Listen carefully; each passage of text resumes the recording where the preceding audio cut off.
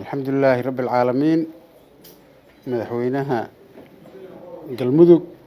gudoomiye ku-xigeenka baarlamaanka tobnaad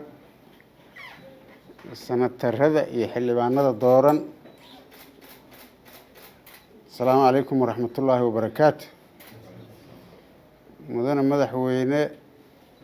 مدحوينه أحمد عبد كارية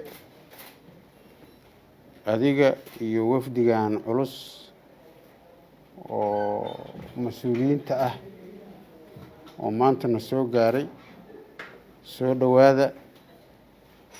ku soo dhawaada deegaankiini ku soo dhawaada gurigiini koobaad aad baan ugu faraxsanahay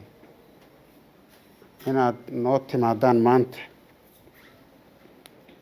oo ay aad muhiim u ahayd imaashihiina iyo inaad nala qaybsataan dareenka aan qabno aad baan kaga mahadcelinaynaa runtii dadka dad dhalashay daris ah wada degan dhaliyo ah dhareer wadaaga weeye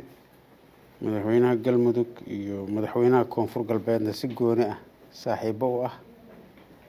marka madaxweyne soo dhawow adiga waftigaadaba aad iyo aad u mahadsan tahay sharafay noo tahay imaashahaada gacmo furan aan kugu soo dhaweynaynaa waxa laaliyo wixii hadal iyo talo ah iyo soo dhaweyn ah iyo walaalnimo ahna diyaaran kuulanahay